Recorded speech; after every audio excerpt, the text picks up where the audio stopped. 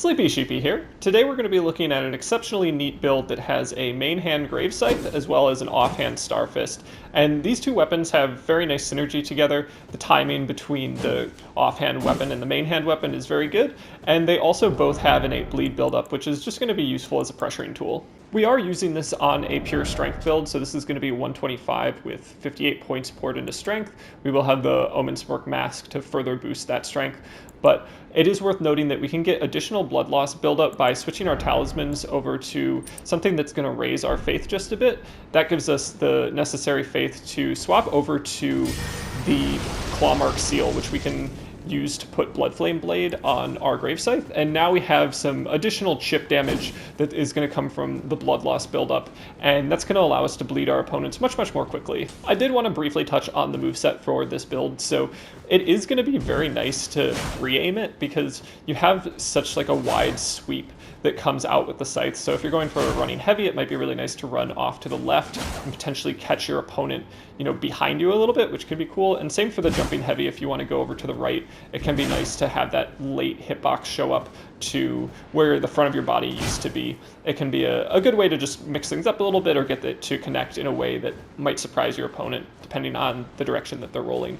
Also, I'd like to mention that you can go for crouching attacks with the two-handed moveset. That's going to be a very strong option, as well as it's going to boost your AR because you will get the 1.5 strength bonus, which is very nice for the scaling with this weapon.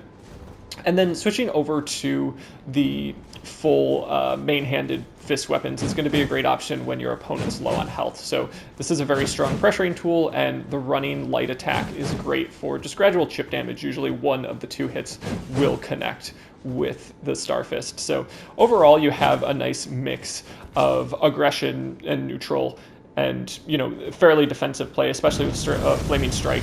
That's going to be a fantastic defensive option. So really, you've got your bases covered with this build, and that's one reason I enjoy it so much. That pretty much covers everything that I wanted to say about the build as well as the moveset. If you have any questions, definitely let me know in the comments below. And let's go ahead and see how this does in the invasions and the duels. Alright, so jumping into our first invasion, we're going to be in the Volcano Manor area, and for those that aren't familiar, I had a video a couple weeks back regarding a player that was using the fog wall outside the Godskin Noble boss arena to kind of cheese me and just kind of resummon players in, and that host's name was Harry Potter. So seeing a player named Harry Potter here was a little bit alarming. I wondered if perhaps it could be the same Harry Potter from the last video. Now these two are taunted tongues, so they are looking for a potential 2v2 situation, which is kind of fun, and we do see them starting to back up towards that fog wall area. Now Harry Potter is going to fall very quickly to fists, and we'll learn that they are actually not the host in this case. So we are going to be dealing with Blood Eater, who is actually the host in this scenario. They did have the trick mirror on, so it was a little bit unclear unless you were seeing who the host was based on like reading the name at the beginning of the video, but who does that these days? So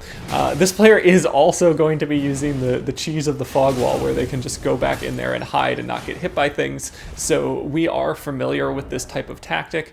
And in past videos, some people would mention that, oh, you should block the summon who is killed so that they can't get resummoned back into the world. But had I blocked that player, I'm not sure I would have gotten this invasion, and that would have been a very sad moment. So basically what I'm trying to do is bait this player to come out. It is a 2v1, and we also have the benefit of the PvE on our side.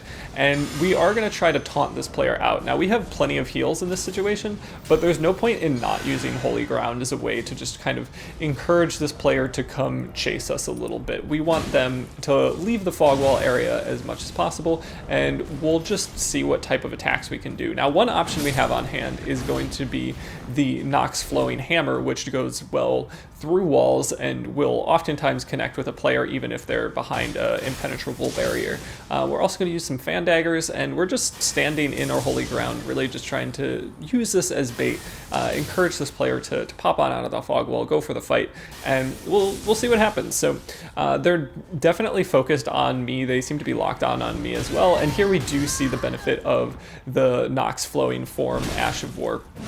Now, we do get hit because the player is going to punish our attempt to use the applause emote, but they quickly head back into the fog wall area, and that gives us some time to just kind of adjust our loadout. So now we've switched over to the great bow. We will be using our, scythe and offhand fist weapon a lot through this invasion showcase, but for this type of invasion in particular, it's going to be prudent to really use all your invasion tools. So at this point, we do get a blue that gets summoned into the world, so this host is not going for a resummon of their original Phantom, which is not a bad idea, seeing as that original Phantom really just had no vigor. But this blue that comes into the world is running a dual Colossal Sword setup with basically no armor on, which allows us to very quickly deliver some quick attacks with the Star Fists. And in that moment, the red and the host start going at it, but we want to definitely help out our teammate.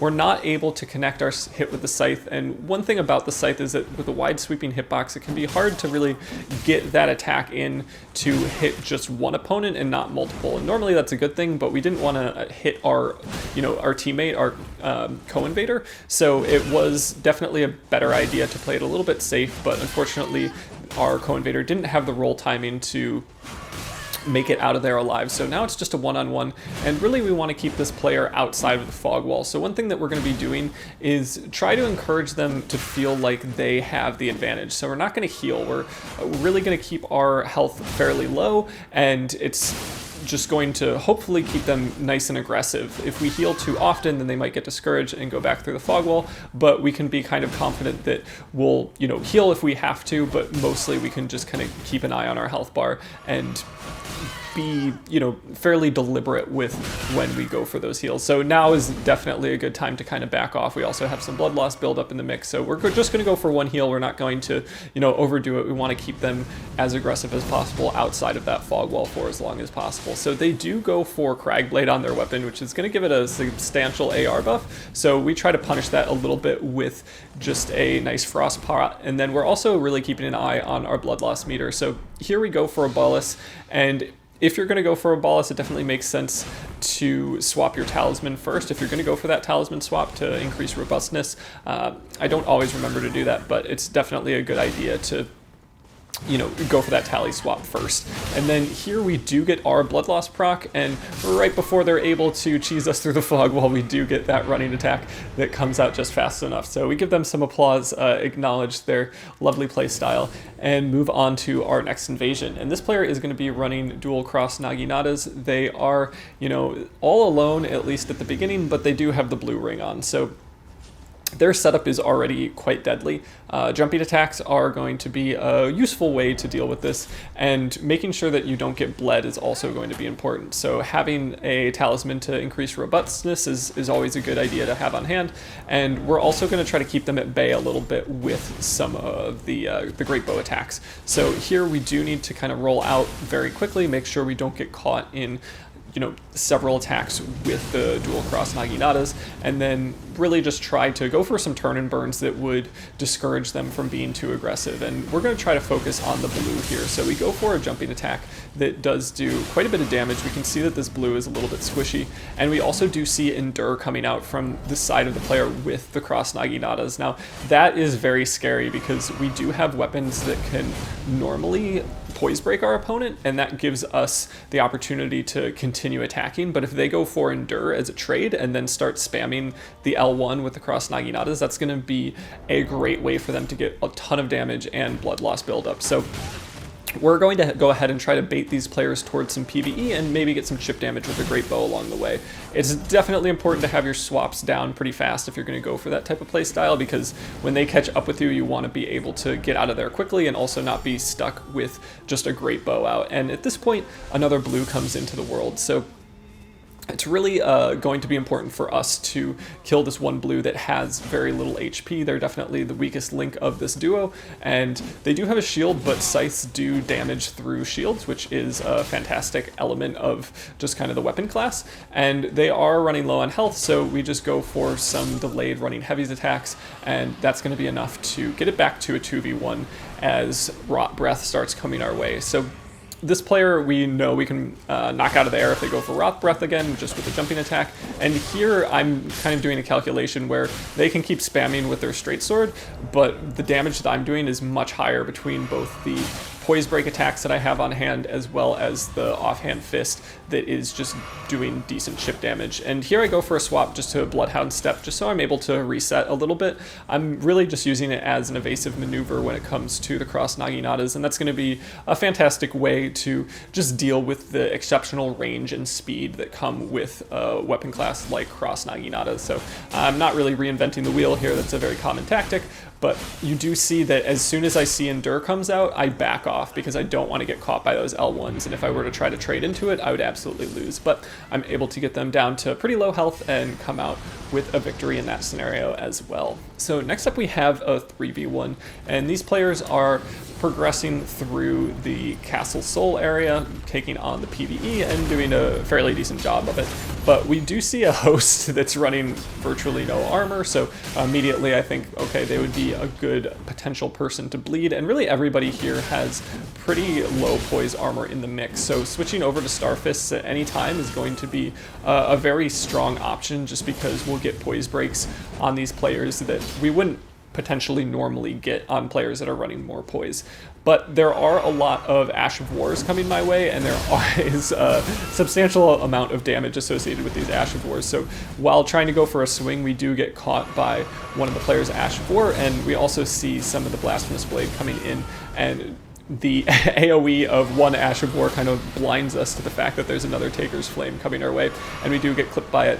But that allows us to back off, heal, and get out of range of Rot. So we do go for some trades with our Ash of War. It's really just kind of an Ash of War fest here.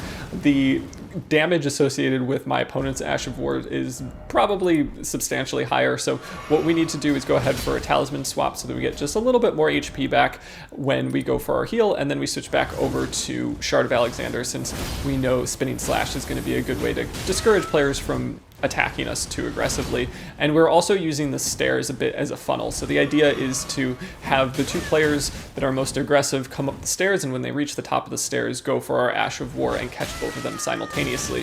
Whereas if we were out in the open, kind of like we are right now, then that particular Ash of War, you know, may only hit one, or somebody can come in from the side and hit you with a jumping attack. So we're able to go for the chase down with the Starfists, and that's going to be a fantastic option against these players with lower poise, and it's just a good chase down option in general. However, this player that we're dealing with now is going to be a little bit less susceptible, so one thing that can be difficult about the Starfists is if you're playing against a player with fairly bad lat, then you know you might be trying to roll catch them, but the timing just won't work out, and you'll get mostly phantom hits. So we'll see that in just a moment as we try to get the chase down here, where this player has very little HP. We go for a couple roll catches with the scythe, which look fairly good on my screen. We get phantom hits, which, you know, is going to allow for a blood loss proc, but not going to deliver any damage. And then here we go for a couple Starfist attacks, and it's just not working. So we opt for the Fan Dagger, which, you know, is a great option to have when invading. I'm not a huge fan of them in duels, but in invading, I think, you know, kind of anything goes. So at this point, it's just us against the host with the Starfists as well. We're going to go for some hits with the Scythe, which are going to keep this player at a bit of range, and they are light rolling, obviously, since they aren't wearing any armor, and that's going to make chase downs a little bit more difficult. So one thing about the Starfists are that they are very susceptible to parries, so we go ahead and pull out Starfists of our own. We're not really anticipating that they're going to parry, but we do feel like this might be a good scenario to set up a parry of our own. So we go ahead, hard swap over to our shield, hard swap over to our Misericord, get the parry and riposte, and kind of call it a day there. So a nice invasion, a fun 3v1 with a group that was, you know, potentially very deadly with the amount of damage they could do. Now, next up we have kind of an odd invasion where we have a Phantom and a co-invader going in for kind of just a one-on-one. So we're trying to help out our co-invader. We're not really sure where the host is, but obviously the Phantom is the player we're going for. And we did take a little bit of damage from the co-invader there. Definitely would like for them to be a little bit more careful. And there they hit us with a running attack again, so we go for a heal. It's not totally clear how careful they are about us, but they are able to actually very quickly take down the Phantom, but then they start going for a running attack on us, and it is a little bit weird since they go for a jumping attack on some of the PvE, but I am not really of the opinion that you should just kind of hang out and find out whether or not those types of attacks were intentional when they look pretty intentional. So I just immediately begin the chase down on this co-invader. It's always a sad sight to see, but they can be a massive liability in the long run. So not, you know, going after them and just seeing if they decide to randomly attack you in the middle of an invasion is going to be an odd, maybe not a useful way to play the game. And we did have kind of this introductory character of Harry Potter and the fog wall, and we are going to have kind of a repeat of that experience here in the Moog area, where this player is running dual Vikes and is Rune Arc, so a strong setup for sure, and they are going to periodically be popping behind that fog wall and preventing us from attacking. So we go ahead and swap up our setup. I know people hate to see that menu, so I go ahead and close it. Sorry about that.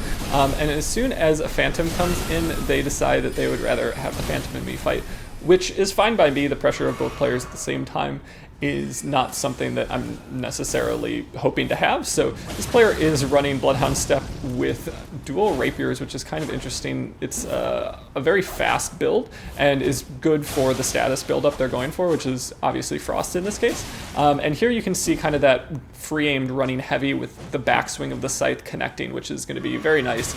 They go for a heal, but I try to punish it with the Star Fist and then switch back over to the scythe moveset just because I feel like that's going to be a better way to catch their Bloodhound Step. However, it does look like they may be out of FP in this moment, and here I still have my Crimson Bubble Tier. Right as I go for a heal, we see a running L1 come out from the side of the player with the dual Vikes. We are able to actually get a backstab though, and then we go for a Wake Up with Flaming Strike, which is going to be enough to finish them off. So kind of a funny invasion there with just a lot of strange things going on, and a funny playstyle from the host that does get kind of eviscerated at the end there. So a good time all around. Now this next invasion starts out in a pretty scary way. So I hopped down this elevator area and I was kind of hoping I would be able to open that gate with a lever, but I wasn't seeing the lever on the ground. So at this point I just feel like I need to dodge every projectile that's coming my way because I realize that I am now trapped. And really, when you go into an area with other players, you really want to know where your exits are, and unfortunately my only exit is going to be that ladder. So at this point I realize that I need to start playing aggressively and try to get some damage on these opponents, and fortunately we have one Phantom that's running very, very little HP, and that's going to allow us to quickly, you know, turn this into a 2v1, and the fact that we're trapped is a little bit less of an issue. Now, the damage associated with the Moonlight Greatsword is going to be quite high, so we're really trying to avoid getting hit by the heavy attack once that weapon is buffed. And if we can run that buff out and either punish their attempt to buff again, that's going to be a great spot for us to be in.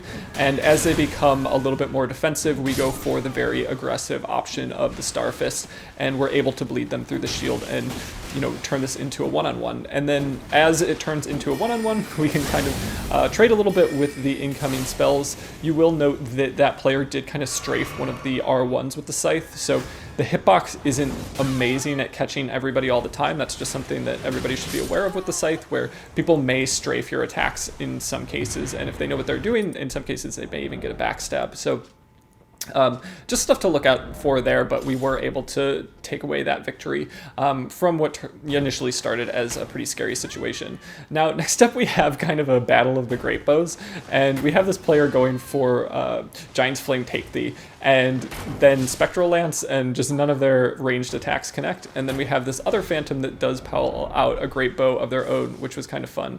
And they go for Rain of Arrows, but I'm able to just kind of walk around it rather quickly, and then they switch off away from Rain of Arrows, and I'm actually able to punish their regular bow attack with Rain of Arrows. And then I kind of see how fast they're able to swap by at that moment, like immediately jumping down, switching over to an HTS and start chasing them down, which I think is a good way to go. You can kind of go for a swap speed check on your opponent, and then eventually we do catch up with the host, go for a number of pretty quick attacks, and switch over to the fist weapons just for the final chase down. And that concludes the invasion showcase.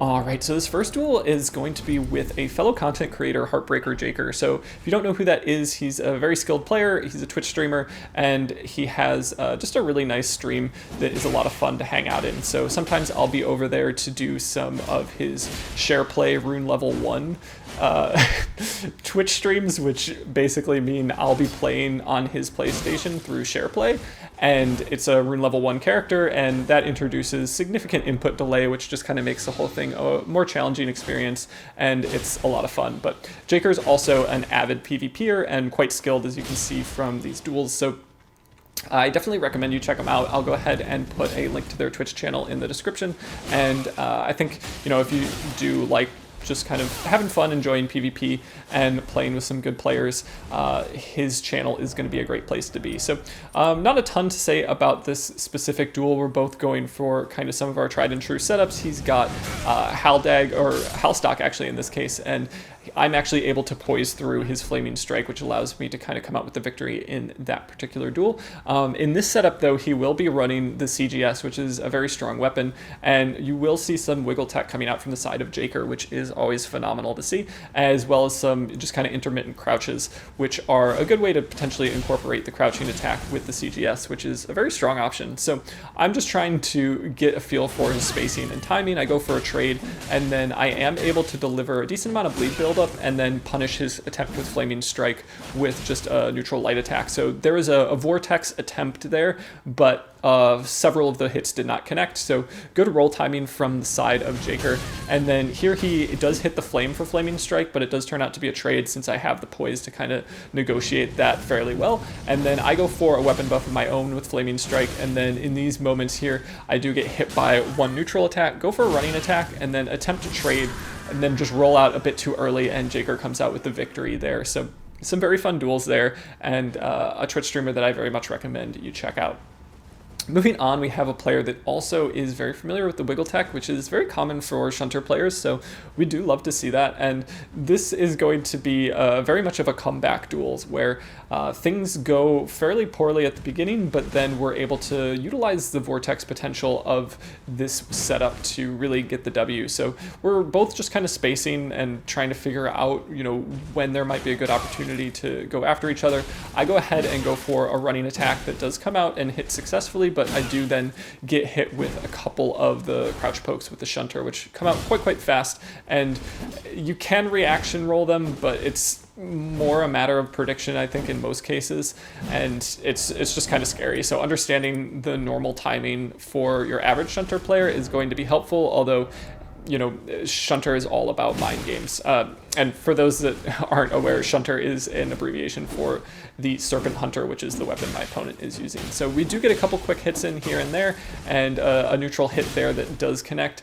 And then we are, you know, rolling out a little bit, trying to regen our stamina, and that allows my opponent to get a bolus in, since blood loss was a bit of an issue, I imagine, on their side. So, you know, lots of good roll discipline here, and we do see another couple pokes. So this was actually not the duel that I was envisioning. This is less of a comeback story and more of just a gradual chip damage from both sides, but we do go ahead and go for a running attack, hoping to get that scythe to connect on the backswing, but just a neutral followed up by an offhand attack is going to be enough to come out with the victory, and having the talisman swaps to just kind of boost our AR and defenses in those last couple of moments was super important.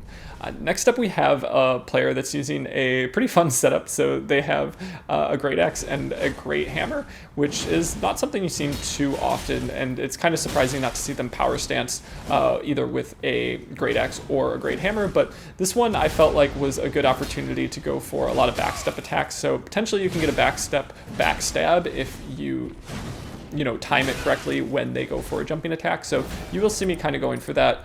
We quickly go for a talisman swap, and the running heavy here, just I think it catches a lot of players off guard. That would have been the opportunity there for a backstab, but no such luck. But we're still going for ravioli steps and whatnot, incorporating that backstep basically as much as possible. And here we do get a little extra chip damage with the fist. We get hit with their Ash of War, which is kind of surprising to see, but then with a nice free aim and a jumping heavy, we're able to come out with a victory there as well. So moving on to our next opponent, we have the Commander Standard as well as a Nagakiba, which is very unusual as a setup. Kind of interesting from a poise break perspective. You do need to be poise counting that Nagakiba if you can, but we're able to get a lot of damage in very early, and they aren't running a ton of HP, so that makes our life just a little bit easier. And here the quick swings with the Nagakiba allow them to get a little bit of chip damage, but the nice swap over to the fist weapon allows us to kind of get that pressure that we need to for just that last bit of HP, and I very much recommend that. So next up we have a player with Power Stance, Lances, and Bloodhound Step. So just a kind of a family favorite there, and we are going to see some Storm Stomp as well as maybe a main hand straight sword. So a number of, kind of meta weapons. This is normally not how they're incorporated with a straight sword and a lance, but it's more interesting than Power Stance Straight Swords or Power Stance Lances, so I'm all for it. And they aren't really going back to the Bloodhound Step setup, at least at this point. So we are going for, a number of attacks, just trying to see how they're going to do with the roll catch, and they go for a jumping attack with the Power Stance Lances, which can do so much damage. So being properly spaced was very important there. They are having great roll discipline and just kind of avoiding those incoming attacks. We go for a running heavy that doesn't quite connect, but we are still trying to just kind of space them appropriately and go for either some jumping heavies or just kind of avoid the incoming damage from the backstep attack. So they're probably going for maybe too many jumping attacks at this point, and eventually we are able to catch them with the scythe and then follow it up with just a single hit from the fist weapon that is going to do just a little bit of chip damage. So next up we have a player called Destined Death, who I've played a number of times and definitely wanted to include in this showcase. They've got a slightly off-meta setup with a great axe in their main hand and an offhand dagger, and they go for the bait with the offhand dagger, and that's definitely a good play style for an offhand weapon, is using that as bait to bring in your opponent and then going for something with hyper armor potentially or just good trade potential. So they do a great job there, and they also have pretty decent swaps. So that Corpse Wax Cutter attack is going to be a great option as a way to punish people being in their menu, but unfortunately I was able to dodge that, come in and connect my attacks. So a fun duel there rather, and just a fun player to play against. Next up we have a player that's being very aggressive with the KGS. It's one thing that's important to note about the Scythe is that it doesn't deliver 133 poise damage. So there are some one-handed scythe attacks that can be poised through. So just be aware that poise break points aren't, or poise breaks aren't really guaranteed with this moveset, and if you see somebody running with very high poise, it may be prudent to switch over to the two-handed moveset. So next up we have a duel with Parzival, somebody we see a lot on Twitch as well, and a very skilled player. They've wanted to be in the showcase for a little while, so I was very happy to include our duel here, and they're doing a great job of talisman swapping, and then here they absolutely wreck me with a heavy attack after they've gone for Barbaric Roar, and that has hyper armor that I was not anticipating or just kind of had forgotten about, and they're able to just kind of demolish the last half of my HP bar with that. So a fun duel with Parzival, and I always enjoy our fights. And lastly, we're going to have a Shunter player, and this is the comeback that I originally thought about in the first part of the duel. So here we get hit with fan daggers that knock us out of the air, and then we get punished while we're on the ground with a backstab. So if you have the backstab timing very tight, you can potentially get that backstab. And now we're just kind of fighting for our life here. We do have a little bit of extra time to go for our talisman swap, and that's going to allow us to deliver more damage here since we are on very low HP. The one that's going to boost our defenses isn't really going to be significant here since, we're one hit from death pretty much, but we're able to just get this very, very nice vortex with the scythe and just kind of go for a couple monkey mash attacks and come out with the victory there. So a very fun duel and kind of something you like to see after you get backstabbed. And that will conclude the showcase for this setup. As always, if you made it this far, I just wanted to say thanks so much for watching. I really appreciate all the support, and I hope you have a good one.